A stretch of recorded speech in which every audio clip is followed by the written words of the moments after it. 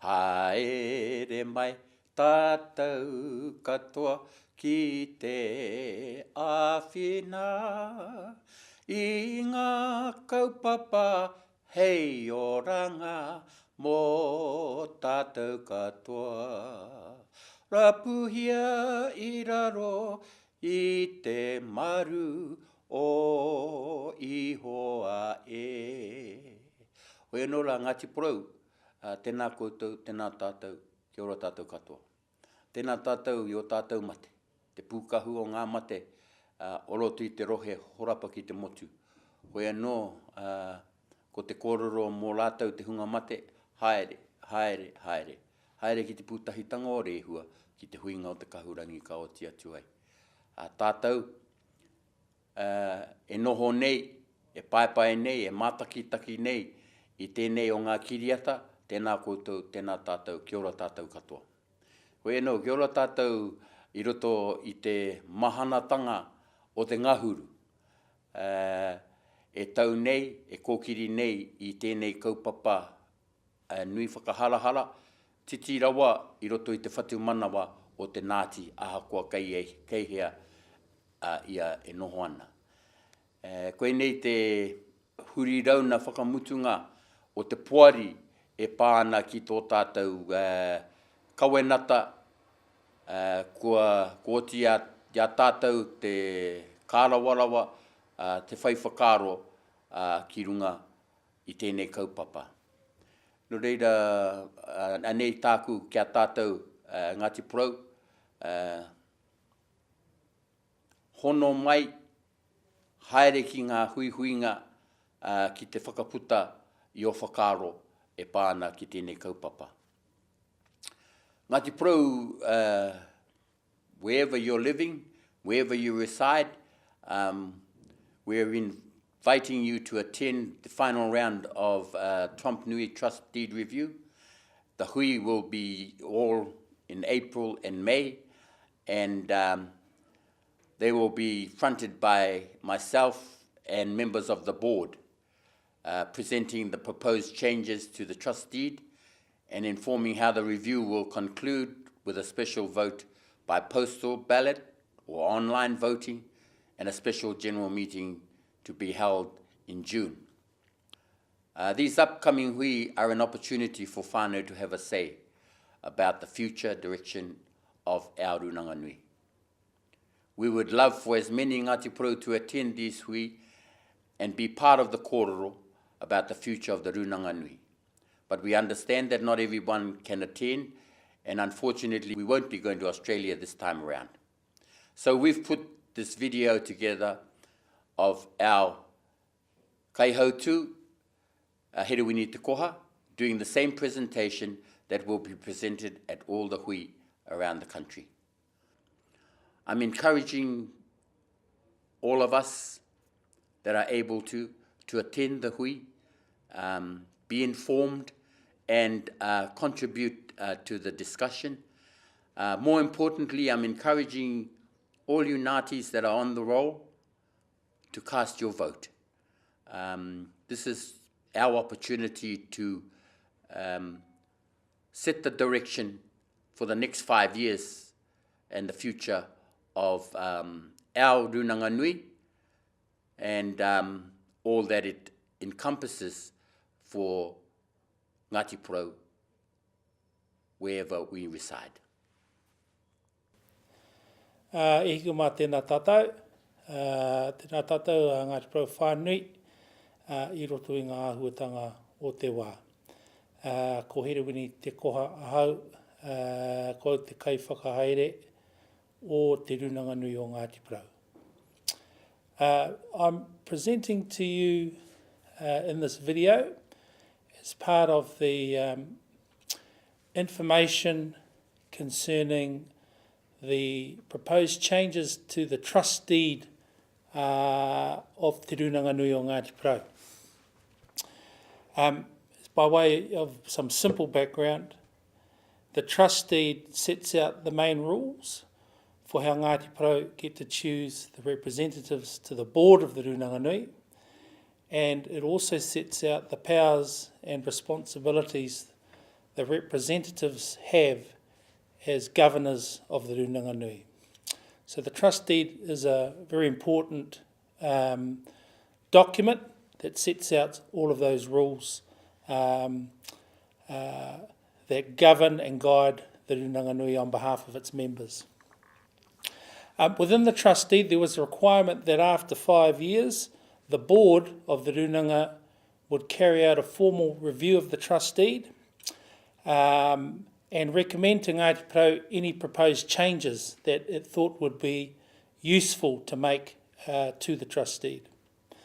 That review got underway just after the Rūnanga-Nui's 5th birthday, so in October 2016, the review process started, and it was completed with a report released in July last year. Throughout that process, by reckoning of the independent reviewer, over 400 Ngāti Porou members and groups made some form of either written or hui submission to the review process. When all of that was completed, there was a report which is available on the Rūnanga-Nui's website for those of you who want to have a look at it, the full report. But that report included 4 changes to the trust deed that it recommended happen. The board reported all of these recommendations at its 2017 hui tau at the AGM held in November at Hawiti Marae. And it also committed to offer Ngāti Porou members a special vote on each of the 4 proposals. A special vote or a special resolution, to use the wording of the trust deed, is a very high hurdle to get over. So for each resolution, a 75% vote result is required. So you can't pass these resolutions with just a simple majority of 51% of voters. We need to get 75% or higher. So it's a tough hurdle to climb, but those are the requirements to achieve a special resolution. There are a few others, but that's the main one I'll explain in this video. But bear that in mind as I explain each of the 4 proposals that you're being asked to consider and vote on. The board itself directly supports 3 of the 4 proposals. The 4th proposal, the board is remaining neutral on and will await the results of the vote. I'll explain each of the 4 proposals right now in a little more detail. The first is a proposal to remove the current restrictions in the trust deed on the number of members from the Rūnanga-Nui board, from the parent board, that it can also appoint to any of the subsidiary boards that sit beneath it. The subsidiary boards that sit directly beneath the parent are Toitū Ngāti Porou, which is a charitable trust which focuses on the cultural development of Ngāti Porou and supporting that aspect. Ngāti Porou Holding Company, which holds all of the commercial assets and manages those, governs those within the group. And Ngāti Porou Hauora, which is the primary healthcare organisation that services the East Coast with GP and other community health services. The board wants to remove the restrictions about the numbers of members from its board that it can place on the subsidiary boards, so that if need be, it can replace subsidiary board members with its own members and therefore reduce the number and cost of governors across all of the boards within the Rūnanga-Nui group. The board might not do this straight away, or it might not do it drastically, but if the change is made to the trust deed, it will have the ability to do this if it's in the best interests of the overall group and the trust. So it's really about a tool in the toolbox to potentially reduce governors, the number of governors and the costs associated with the number of governors. The second proposal also relates to the cost of governance within the Rūnanga-Nui group. It is proposed that the trust deed be changed so that the Rūnanga-Nui can operate without the need for a cultural development subsidiary currently that's Toitu Ngāti Pro, or a commercial subsidiary, which is currently Ngāti Pro Holding Company.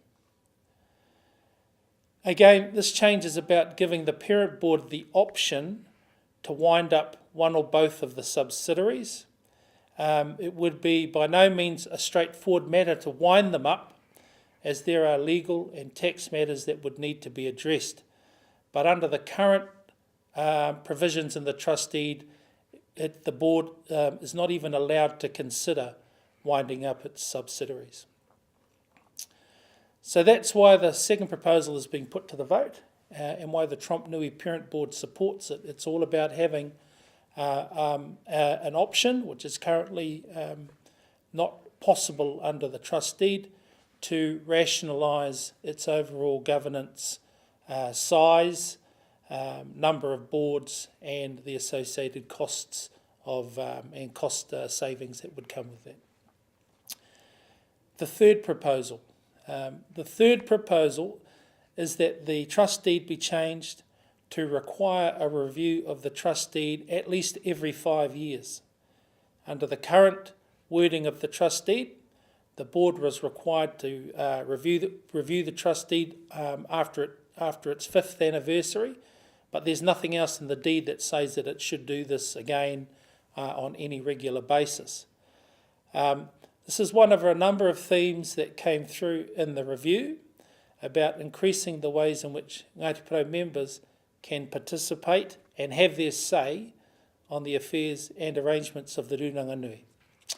So the board agrees to support this third proposal, as well as do other things that don't need changes to the trust deed, like more engagement with Ngāti Pro across the motu through the taurehere, and providing better information to Ngāti Pro members about its strategic goals, for example, or about the approach to using the commercial assets within the group to bring wider benefit to Ngāti Pro members. I'll turn now to the fourth proposal, which is a little bit different in character to the previous three that I've discussed. Each of the previous three, the Rūnanga Nui has been quite clear in its position that it supports the proposals and it supports a vote to change the deed to accommodate those proposals. The fourth one is in a category of its own. In fact, the board has taken a formal view or position not to steer this discussion one way or the other. So the fourth proposal asks Ngāti Pro members to vote on whether they wish to keep what are called the noho kāinga provisions in the trust deed, or remove the noho kāinga provisions from the trust deed. So what are those noho kāinga provisions? The noho kāinga provisions require that at least one representative from each of the 7 rohinga tipuna that we vote in must be a Ngāti Pro member who lives within the Ngāti Pro rohe. So when we vote in our rohinga tipuna, the person who is living within the rohe and who gets the most votes out of all of the other candidates who live within the rohe, they get onto the board. They become one of the elected representatives. After that, whoever else got the most votes, if they live within the rohe or if they live somewhere else altogether, they also get onto the board as an elected representative.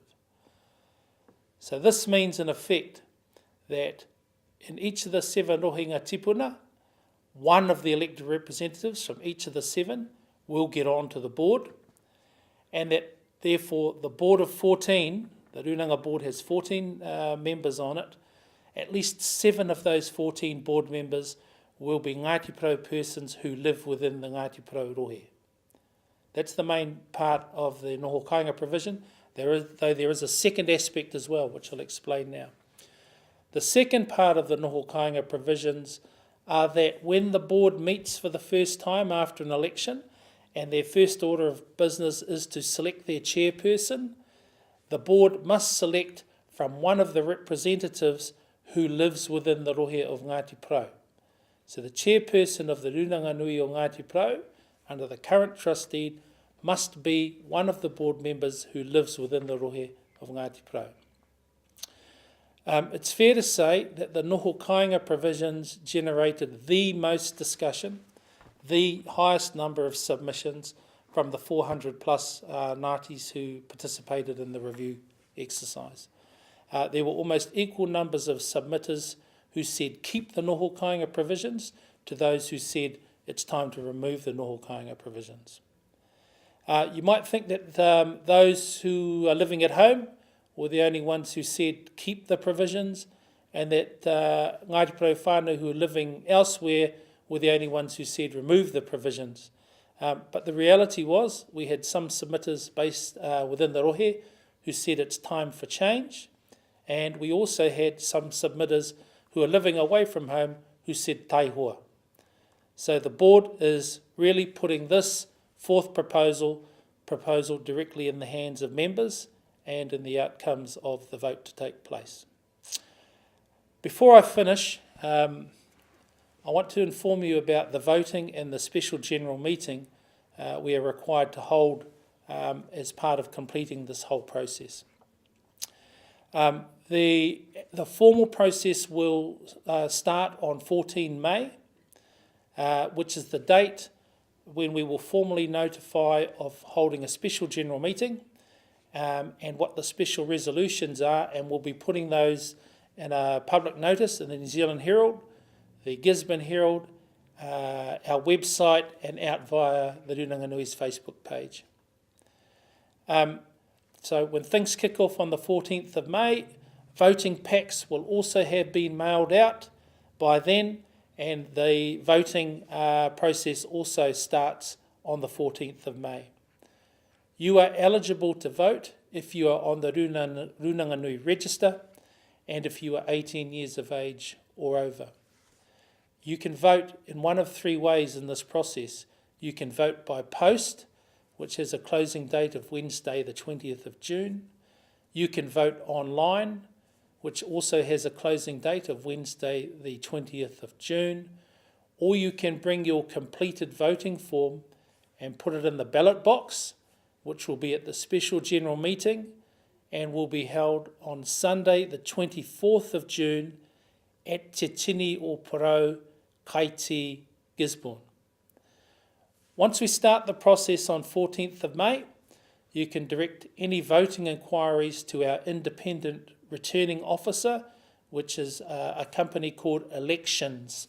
So Elections is acting as our independent returning officer for these votes. Their helpline number will kick off on the 14th of May right through to the closing date. So the helpline number is 0800 666 034. As I say, that helpline number goes live from the 14th of May through to the closing date for postal and online voting on the 20th of May. The email address is all lowercase IRO, which is Independent Returning Officer, IRO@elections.com. If you want to check your registration information to ensure you get your voting pack, or you are registering for the first time, contact Hiria Shaw at the Runanganui. Keep an eye on our website for further updates, especially around the arrangements for the special general meeting, which will also be in that notice that's going out on the 14th of May. I hope you've found this summary helpful. I hope I haven't confused or given too much information at this stage. But as I say, keep an eye on our website for further updates. We look forward to your participation in the vote. Kai a koe te tikanga mō tēnā, and for those who are able, your attendance at the special general meeting. Ka tira mō tēnei wā. Kia ora.